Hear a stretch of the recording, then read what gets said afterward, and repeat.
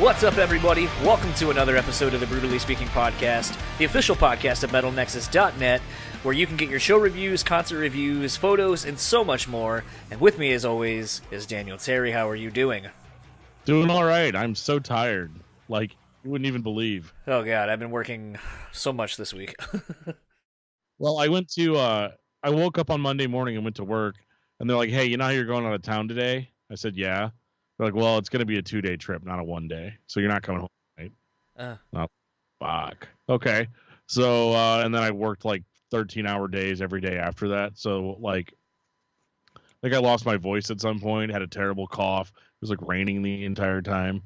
And I'm just like, goddamn. That sounds very apropos of the guest we have on, which is Bjorn from Soilwork this time. Oh, yeah. I think, he's used to that rainy, gravelly, losing your voice kind of Gothenburg sound. Yeah, absolutely. The sun never shines in Sweden after all. Yeah, I don't think it does, actually. But this was fun. Last time we had Bjorn on, obviously, was to talk about Night Flight Orchestra, and this time we actually get to talk to him about, the thing he is known for. Soilwork. Yes, which, let's just, put it out there on Front Street. Is Soilwork the most consistent band in all of metal? Quite possibly. I don't even need to hear their new album to know that it's good. Do you just hit the pre-order, pre-save, and you're good to go? Pretty much, yeah. I actually have the vinyl sitting in my house, but I actually don't. I have not opened it yet. Oh, you have the new record? Yeah. I have not gotten it. I actually don't own any Soilwork on vinyl, surprisingly. Really? Mm-mm. Huh. Oh, that's your problem. It really is. I am really stoked that I just got one of my White Whales, which is Our Lady of Annihilation on the Death Wish first pressing variant on 250, made on the Baby Powder Blue. So I can't wait for that to come in the mail. That's beautiful. It will be. I can't wait to play some hardcore on my record player. And to think, man, I was just excited about getting a new phone case in the mail today. God, how far the mighty have fallen. Well, you and I both have been working a lot so far this week, and as such, I decided to have something a little... Mother Nature has been really fucking fickle this week. It's been 70 and really nice, and currently I think we're supposed to get some snow here tomorrow. So, as such, I decided to get a Totally Roasted by Vandermill. It's a nice dry cider. Typically, though, if you have a nice shot of vanilla vodka in this, muy bien. There you go.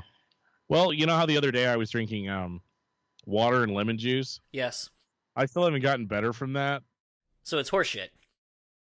Yeah, I'm basically just drinking drinking water right now. You're just drinking water? Water. I would probably any kind of water. I think my voice is getting better. Comment on our Facebook or something to let us know. Is Dan's voice improving or getting steadily worse? I really can't tell at this point. Right. And, so this is kind of a little bit of a longer chat, and I figure let's just get right to the whole reason you're here, which is to hear us talk to Bjorn.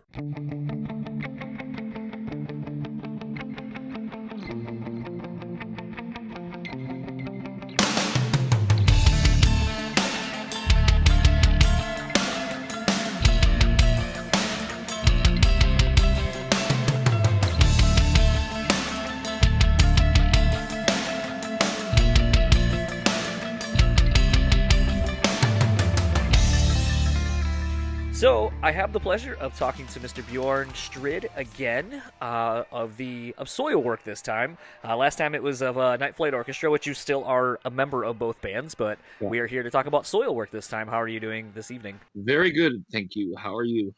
Could be better, but you know what? I have 2 beers in front of me, and I have been looking forward to this chat since pre the new record coming out. Oh, yeah, for sure. Speaking of the new record, I'm going to have you actually say the title of it so I don't offend anybody with my really broken Swedish. Okay, it's called Verkligheten. And it is out now via Nuclear Blast Records. And, what was kind of interesting is in looking up what the word meant, it roughly translates, as far as I can tell, into reality. Yeah. And the interesting thing about that, when I was kind of looking at the title in conjunction to looking at the lyrics and some of the lyrical themes, I kind of felt like this is dealing with a sense of a new reality after a great loss. I kept getting allusions to sort of biblical times, maybe like an Adam and Eve, the downfall of man and civilization and the rebirth that we inevitably go through. I have no idea if that's actually what it is represent or what it was inspired by, but that's kind of what I took away from it upon listening to the album a couple times with the lyrics in front of me. Well, that's an interesting interpretation. I haven't really heard that before. So basically, what happened with this album, and actually in general, I mean, me and David ended up writing the whole album, and lyrically, his lyrics are very sort of full of escapism, while mine are somewhat more sort of grounded and socially realistic, if you will. And Right. and together that creates a really interesting sort of balance, I guess. And I think it that also shines through in the other band, the Night Flyer Orchestra, even though that's also a totally different expression, both lyrically and musically, at least in our minds. But yeah, I mean, it's I think that that makes up for a good balance, because I think that's something that comes with age too. You sort of need to face reality the older you get, but also you also need to find new ways to escape it. And I guess I'm sort of more fine with being in the now, in reality, than David. And I really sometimes wish I was David, and maybe David wish he was me sometimes. And I think that creates something really interesting, because we're the best of friends. So I think with this album, we found this perfect balance with the music, and also I mean, it's full of sort of escapism lyrically, and I think the music also takes you somewhere else, in many ways. It's very dreamy at times, sometimes very much in your face, and also super melancholic at times. So I think I don't know. It's really a perfect match, in the end, lyrically and musically, with David's compositions, and the same with mine. It makes up for a really good balance. It was kind of interesting too in reading the song titles. I think maybe that was part of what made me think that maybe there was a religious undertone to it. Was I think, what is it? I can remember skulls or skulls, because I had to look up the word because I didn't know what it was, and basically it's just basically a collection of or a grouping of fish, I believe is what it breaks down to. Midnight. Stålfågel. Are you talking about Stålfågel or no? No. No. I'm trying to remember something full FOALS or shoals, something shoals. Full Moon Shoals. Full Moon Shoals, okay, yeah. And I had to look it up because I was like, what the fuck is a shoal? Yeah. Yeah. And I kept finding myself doing that actually a lot with the lyrics and the song titles and such, was actually having to look things up so I had a better understanding of what you guys were saying. Obviously, I didn't do a great job of showcasing that just now, but but it's still one of those things that, like, I think that's something that, I've always admired about your guys' songwriting, in the musicality of it and as well as the lyrical presentation of it, is the fact that it always challenges the listener to take a deep dive and to go beyond just whatever is on the surface level. And I think that's something that you guys collectively have done the entirety of your career, and I think it's very commendable. But is it hard sometimes not to just kind of want to do something that's very surface level, and it is exactly as it seems? Yeah, I mean, it's hard to not repeat yourself after so many albums, and of course you sort of, you develop your vocabulary and whatnot. But it's yeah, I mean, it can be pretty hard writing lyrics sometimes, and especially if you have the song. That's usually what comes out first. I never really write lyrics first. I always do the song first, and then when you have a clear melody in your head, for the vocals and maybe also the rhythms for the screams and stuff, then you just want to get going. You just want to record it. Yeah, okay, yeah, because I mean, you don't want to compromise. You want to give the song the lyric it deserves. When you come up with something really good musically, you need to sort of find something that really matches the song and the vibe, which can be really hard, and but with time, you improve your vocabulary, and you find new ways to express yourself. And I mean, there's been times when I actually wrote down some ideas in Swedish first, and then sort of try to translate them. But you're always sort of slave to slave to the rhythm. Because, I just said that. I just named that one. Yeah, but you understand what I mean. It's when you have the rhythms done, you don't want to compromise there either, and then the lyrical content needs to be really good. So there's always sort of a struggle there, and a battle, and which makes it interesting, I guess, in the end. Because if it was easy, I probably would have quit a long time ago. Um, so I mean, that's usually how it goes for me. I kind of have really enjoyed, how much you guys have collectively talked about just how different this process was for this record, and the fact that you were a lot more collaborative. Mm. Whereas, maybe, and I don't mean to put words into anybody's mouth, but it seems like whereas maybe prior albums there wasn't as much collaboration, maybe it was a singularly focused effort. Did the results of how this record came out and the change of the process surprise you at any point? Like, were you really like, damn, maybe we should have done this like way sooner? Well, I mean, what's interesting is that it's usually more than just me and David who writes the songs, So this is actually the first album in a very long time where there's only two songwriters. So in that aspect, I guess it doesn't sound like it's sort of like a group effort. But what made it a group effort was that we were actually doing it sort of, I guess you could call it the old school way. We booked the studio for 6 weeks and we were all there together. Nobody came in and did their thing and then left. We were there, all of us, the whole time, and I think that's where sort of the magic happened as well. Everybody was very much involved, and certain things happened in the studio as well. I mean, we have basic demos, and it's never a case where we say, oh, you have to play exactly like this, So I think that did some wonders, because on the previous album, it was very much of a situation where people came in, did their thing, and then left, and it doesn't have the same vibe. So I think that's something that was really positive for this record, and it sounds very much alive too, and I think the songwriting and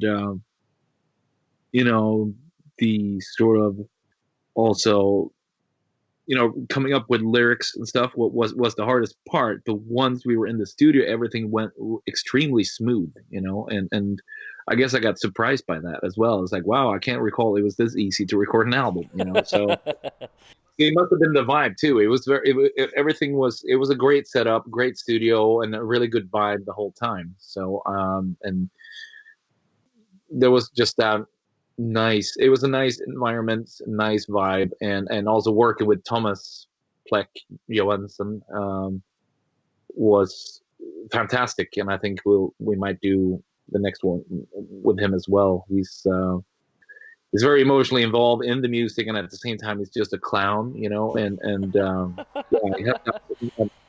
yeah, I mean, he's always, joking around, always happy, and but at the same time, very serious and really into, the music and the emotion running through it. Something I really liked in this record, and it starts off this way too, and I think maybe that's where this theme kind of carries along. But it seems like, with the way the record starts and some of these like little interludes and so forth, it seems like there's kind of homages to the opening track just throughout the whole thing, kind of really creating more of a sense of a full record, like a full-on record. It's not just here's a song, here's 9 songs, and they're the collection that we wrote now, but this is really this album and what it means, and that we spent a lot of time working on these parts to make it feel as such. Was that something that was intentional, and why the track listing kind of became the way it was, or was this just kind of a happy accident once you kind of were sequencing the album? Well, all the instrumental stuff was intentionally. That's something that we we wanted to connect the songs. Like you mentioned, it feels very much like an album, and not just, okay, there's, whatever, 12 songs on the album, and that's it. They're all sort of connected, even though I wouldn't really, say that it's sort of like a concept album, per se, but it has a flow, and all these instrumental parts really sort of connect with the vibe running through the whole album, and it all makes sense, and that first intro, for example, I think that's really, really cool. It I don't know, it's like a Scandinavian spaghetti western. That's what it sounds like. It's funny. That was exactly what I was thinking of when I was listening to it, and I know that's something we sort of talked about previously, was kind of the spaghetti western kind of vibe, and movies kind of carrying over.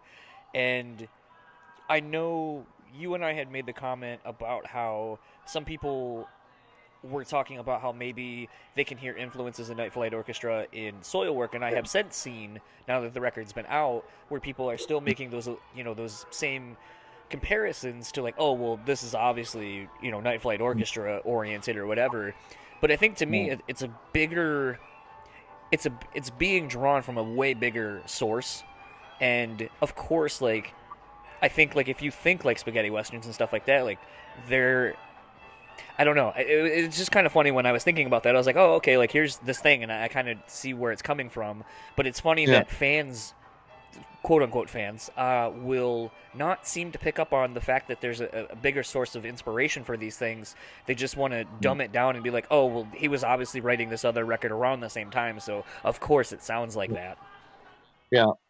No, I mean, it definitely runs deeper than that, and I don't know. I think the only thing in that the two bands, I mean, there are probably more things that we have in common, but the two bands are becoming very cinematic, I feel, and whether it's Soilwork or Night Flight Orchestra, it's like it's I think that's sort of the key word. It's becoming more cinematic, and you can hear all these instrumental parts and also the actual songs. You could definitely hear them, in a movie, or in a TV show, whatever. And I think some of the stuff is extremely dramatic, too. And that being said, I don't think it's like over pretentious. It doesn't have that over pretentious feel to them, because when things becomes a little too pretentious, that's sort of when I don't like it when it becomes too like over dramatic or over pretentious. But I think we found that perfect balance where it feels very natural but still sort of cinematic, and I think that's something that runs through both of the band's music. No, most definitely. I would agree with that. But anyway, what I was saying was, in listening to the band's discography over the last week or so in preparation for this interview, I kind of came to this interesting conclusion and a question that I was prosing to myself as a longtime fan, but I don't think I've seen it prosed to you, especially not this year. But, you're 11 albums in to Soilwork's career. What does Soilwork what do you think of Soilwork in 2019 versus what it was in 1995 when you started it?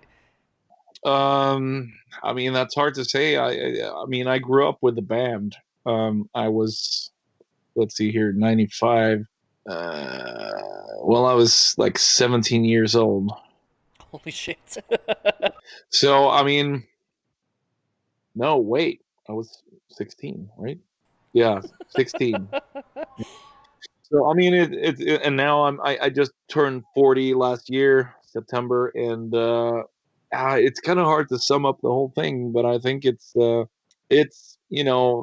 back then, I guess things were sort of more spontaneous, in a way. It was like that primal feel, and you just threw riffs together, and that was it, and didn't really think twice, and I guess that's what happens with age too. And you start analyzing things, and sometimes over analyzing things, and whether it's life or music or lyrics or whatever, so there are obviously pros and cons to that, but I think we managed to remain sort of true to our roots, but managed to develop our sound in a very interesting way. We're still making sense, and it's hard to have a personal sound today, I think, in metal, because there's so much, right? And it's very easy to drown. But I think we still really stick out, and we always find new ways to to express our sound and get influenced by ourselves, even, in the end. So it's been a extremely long journey. Yeah, I mean, I'm just glad that we're still here, and that you still get a kick out of writing a song, or playing live. Not that touring is as fun as it used to be, maybe. You still get that kick, though. I forget who it was. Wasn't it Alice Cooper who said, you get paid for the hour you're on stage. It's the rest of the time that basically you're paying for as a musician, or I'm really paraphrasing that like hell, I believe, but something to that effect, that basically it's only worth it for the hour you're on stage, and then the rest is kind of bullshit. Yeah. Yeah, I mean, there's the waiting, obviously, and the traveling.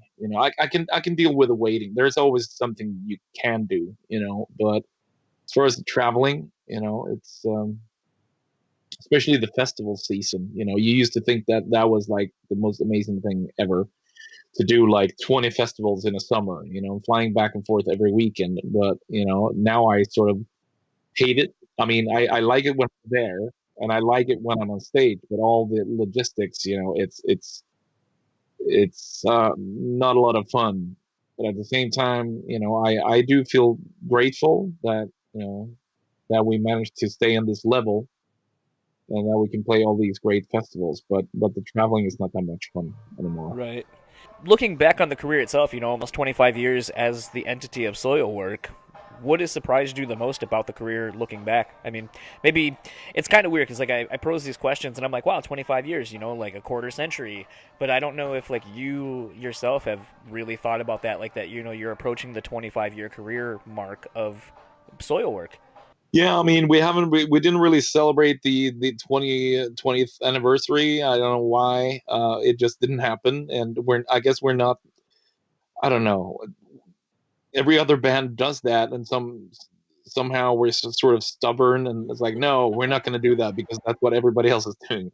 So, and I mean, I am a fairly nostalgic person, but somehow with Soilwork, I think. Just always moving forward, it seems.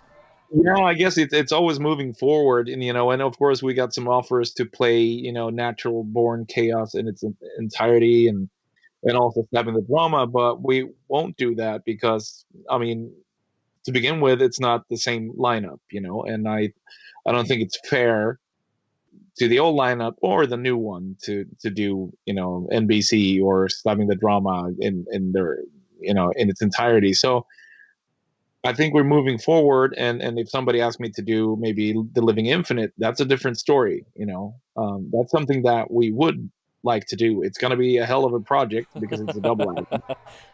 We've only played maybe like, I don't know, like 7 songs from that album live. Right. So and there's like, what is it? I can't even remember. There's 20. Is it 23, 24? Yeah, it might be. Yeah, so that would be a hell of a project. But I mean, that's something that I could see us doing because it would make sense. But then again, we're always trying to move forward, and there's already way too much of the sort of performing their classic album, blah blah blah blah. It's getting sort of, it should be enough with a new album to draw people. It's almost like bands need to perform their classics. It all makes sense, but it's I think it's also sort of is destroying the music scene a little bit when bands are forced to perform classic albums in their entirety in order to draw people. It should be enough with a new album like it used to be. So something happened there, I think. Yeah, I don't know. It's funny. One of the questions I actually did have, just because, like I said, I was listening to the back catalog, there's certain albums that, when I think about where I was when they came out, I then do this thing where I'm like, holy shit, I can't believe this record is however old it is. Yeah. But I realized in listening to the discography the last couple of days, Chainheart Machine turns 20 this year. So I didn't know if, I was going to ask, like, is there a potential to do a performance, like a one-night only performance of the record itself, but, that I was actually thinking more, now that we're in this age of re-releasing stuff on vinyl and so forth, is there maybe a plan to do a re-release to commemorate the record and put it out on like a deluxe vinyl, or give it, basically a remastering or remixing or something, and kind of bring it, more up to current date sound, I guess. I don't know. I was just kind of thinking about the various things that a lot of bands like to do to commemorate a record now that they have the means to do a lot of stuff with it.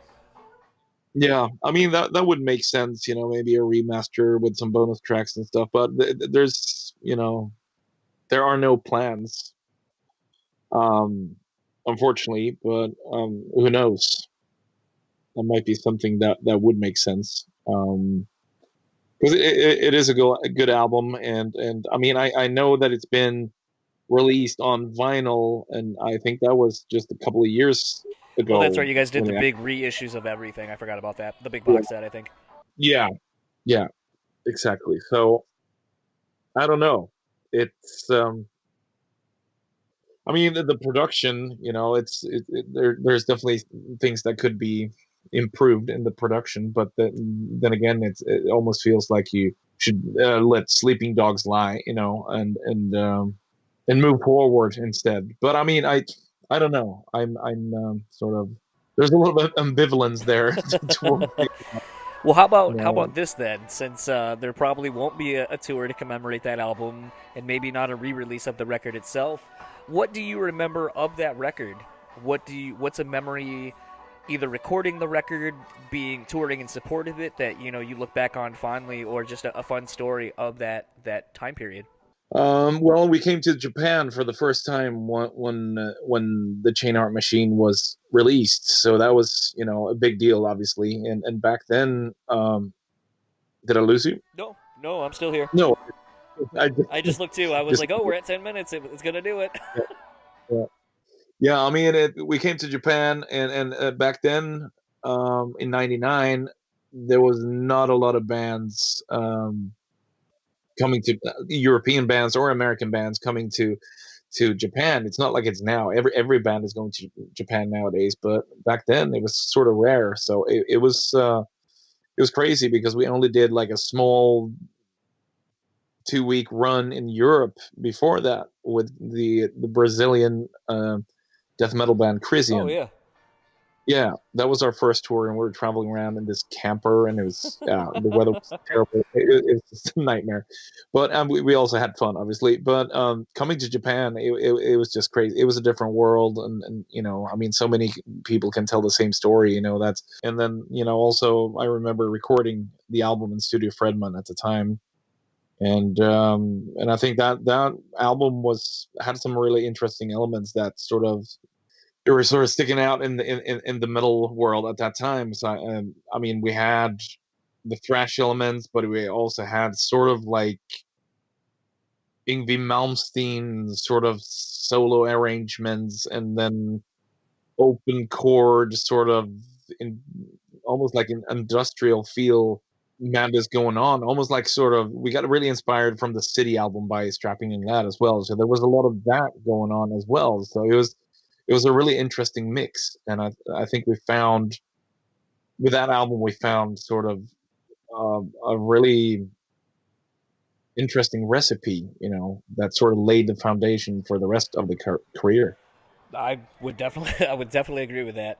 It's funny you bring up the Devin Townsend Strapping on the Lad part of it, because I definitely get a lot of sense of that. I didn't look this up, but it's funny you said that, because it reminded me that I was supposed to look up. Have you worked with Devin Townsend, or was that something that you would actually ever want to do? Just because of, I think, a lot of the production work he's done has been really great, and I think I don't think he's worked with you, but if he has not, I think it would be a really good fit, and I would be really interested to see what that combination would look like. Yeah, it could have been really cool. I mean, obviously, you already know that he did produce the vocals for Natural Born Chaos. Right, okay. So I was going to say, I thought he did something, but I don't think he's produced a full-on record. Okay. No, he co-produced that record with Fredrik Nordstrom, and then also he produced the vocals on Sworn to a Great Divide, and I actually stayed in his basement for 2 weeks in Vancouver. How was that? It was awesome. We had so much fun, and it was pretty crazy. I was singing like 12 hours a day, and I pulled like two muscles on my chest from singing. Too. What? It was insane. I don't think I've ever heard of anyone pulling a chest muscle. No, I mean it's insane. I mean I was black and blue, and then I had two songs to finish, so I had to drink like chug Crown Royal and like sort of uh, to deal with the pain while singing. Felt like somebody was stabbing my torso while singing. That's crazy. Mm. So something I know I kind of hinted at this a little bit on the last chat, but I'm gonna full on ask it on this one because I think it's a little bit more in the same realm. But what's going on with Disarmonia Mundi? I'm actually going to Italy in the beginning of May to record vocals for the new Disarmonia Mundi album. So we're finally gonna get some new stuff. Yeah. Oh my god, that makes me so happy. Yeah, cool. I wanted to ask last time, but I was like, Night Flight Orchestra, Disarmonia Mundi, that's a little bit of a stretch. It's not really musically in common at all. Yeah. So is it interesting, between all the projects that you have, and to tie it back to Soilwork, is it interesting, you have all these creative outlets that you do. Are you kind of surprised that you have such loyal fans in every single thing that you do?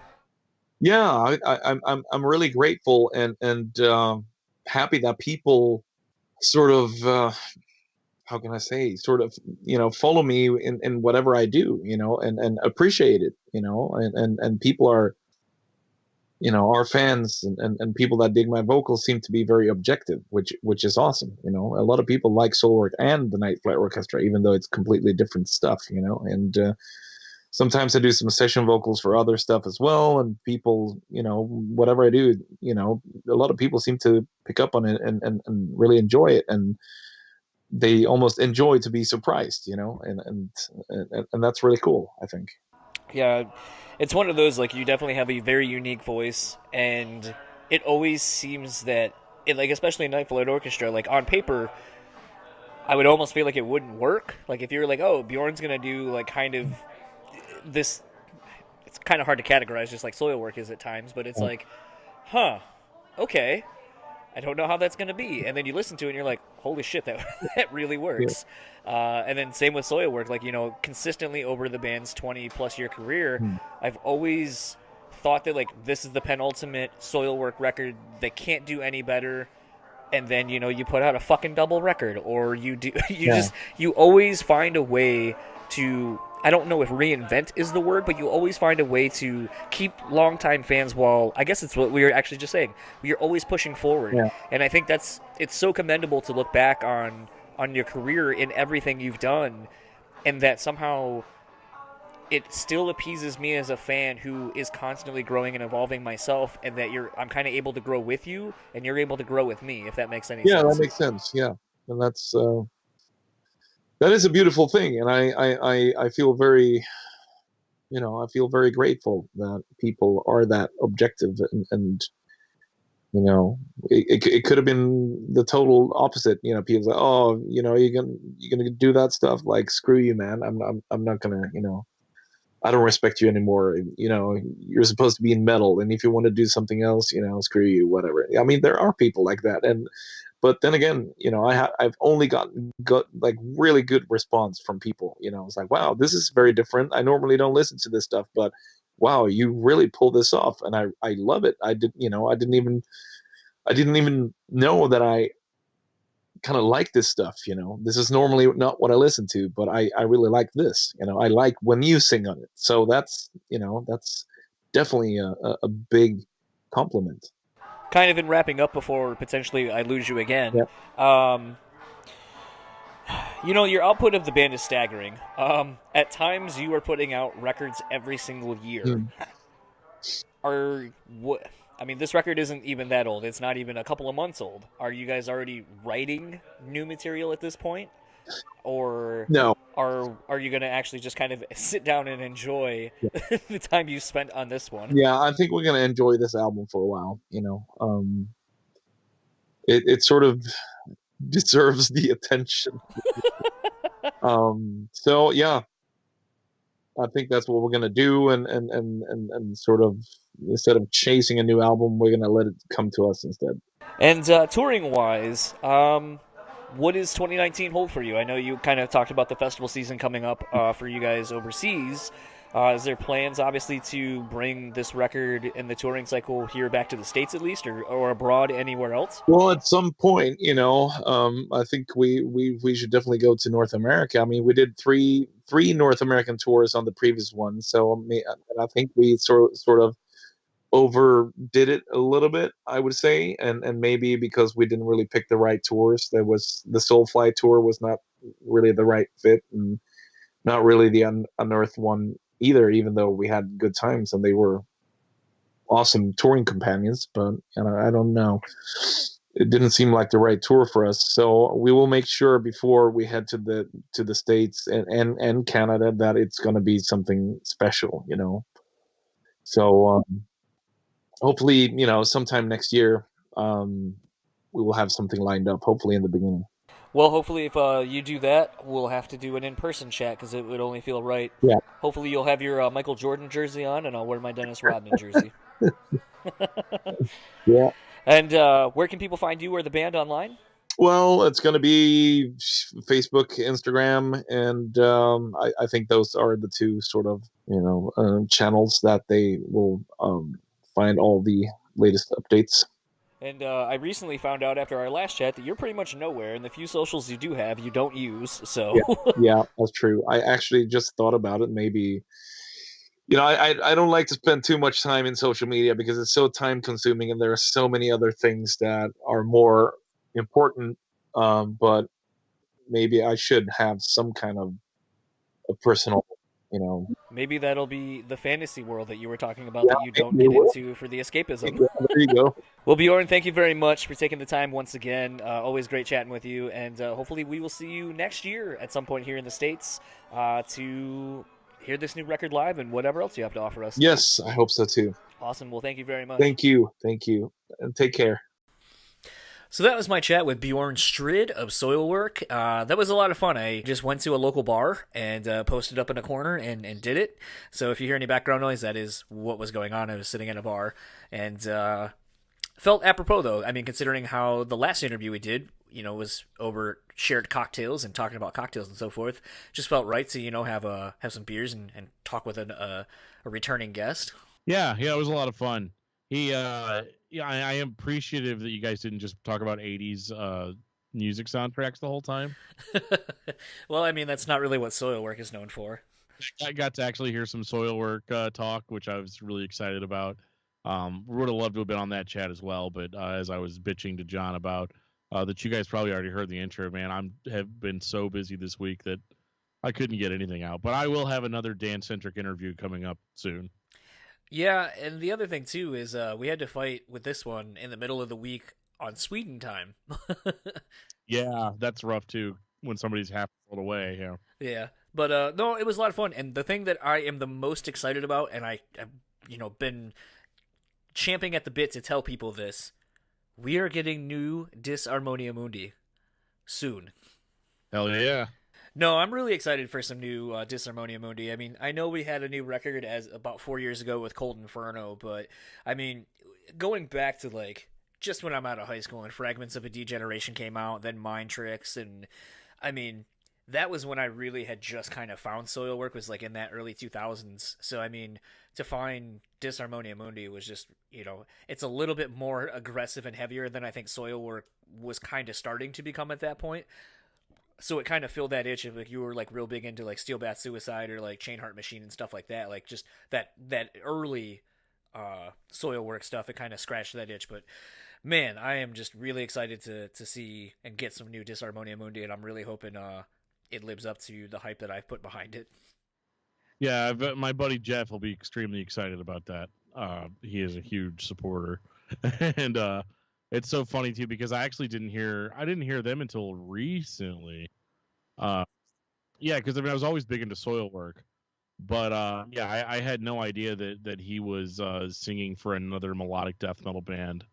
And yeah, it just blew me away. I was like, holy shit! I can't believe this somehow escaped my radar. I mean, I cast a pretty wide net, but it's pretty great. I mean, I definitely am a bigger fan of that, like, less mainstream sounding melodic death metal, if that makes sense. I mean, by definition, it's more mainstream sounding, but like what you said, it's more like Steel Bath Suicide type stuff, which was melodic but wasn't necessarily as big on, you know, being so clean and polished. Right. And I think the thing that's kind of interesting about that too, and I guess it's more akin to Soilwork, is really it's just I think it's only Bjorn and like two other dudes that basically write everything for that record. So it's kind of interesting just to see how streamlined it is with, you know, the vision not getting convoluted by having too many cooks in the kitchen, which I think was something else that was kind of interesting, was kind of learning about the songwriting of Soilwork over the years and so forth. Yeah, absolutely. Well, that's exciting news, man. That gives you something else to look forward to. I was really excited about the new Soilwork, and so excited I haven't even opened the package yet. Well, that was like an all week kind of like, hey, honey, if there's any packages outside, you need to bring them in out of the rain. There's important shit in there. And then she was all like, oh yeah, I'm sure. And you come home, and then my shit's sitting outside in the rain. Well, hopefully they did their job and protected it. Was also kind of interesting though to hear that there's not going to be any anniversaries of any of the old Soilwork stuff. I mean, like I said, we're coming up on 20 years of some of the stuff, and I think 25 of the band as a whole, but it doesn't sound like Bjorn's really one to look back on what he's doing and just wants to keep moving forward. Yeah, I think for a lot of these guys, it's almost like it seems like 5 minutes since they started. And so it kind of turns into one of those, like when we were talking with Ryan from Demon Hunter, it was kind of the same thing where it's like, oh yeah, we're on album 9 and 10 now, you know, like the years go by so quickly that I think sometimes, unless somebody else suggests it, which we try to do every time we talk to anybody, we're like, hey, just so you know, 20 years is coming up or 15 years is coming up. And I think they really just don't think about it. And I think that's why some of these opportunities get missed. No, absolutely. And yeah, I mean, have you caught Soilwork live yet? Have you seen them? No, I have not, unfortunately. I need to get out next time they're here, but that's kind of sparse. They don't come near my neighborhood too often. Yeah, I got to see them one time, and it was that Death Angel tour they did a couple years ago on the Panic broadcast, I think, album cycle. It was like them, Death Angel, and some other bands, but it was like one of the last tours Peter Wichards was involved in. So indirectly, I got to see, you know, one of the other half of the band that I really enjoyed their contributions to Soilwork and kind of what made Soilwork. And getting to hear a bunch of stuff off of Stabbing the Drama and, you know, Chainheart Machine and stuff like that, like, it was really cool as a longtime Soilwork fan just to kind of have that unique experience. Like, my first time was with Peter back in the band and everyone kind of firing on all cylinders. And, you know, I'm not saying taking anything away from the live band now, obviously, like, you know, Megadeth tapped the dude from Soilwork to fucking be their new drummer, so yeah, absolutely. It's not like there are any slouches in the musical department whatsoever. Right. I mean, you know, you go with the guys that are the most consistent. Soilwork is a consistent thing. Literally the most consistent band ever. I think we already mentioned that, but yeah, it can't be overstated. No. And speaking of consistency, we're going to get to the plugs as we always do. So if you would like to keep up with Soilwork, you can find them really simple enough. Facebook, Instagram, Twitter, @Soilwork. If you would like to keep up with Bjorn, you can find him on Twitter. He's not very active there, but you can find him @SpeedStrid. And if you would like to keep up with all things Soilwork, you can head over to soilwork.org.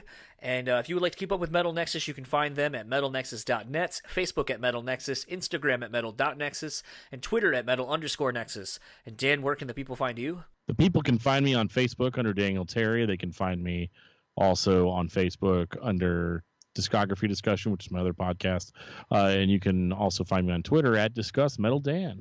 And if you would like to keep up with all things this podcast, you can follow us on Facebook, Instagram, and Twitter at BrewSpeakPod.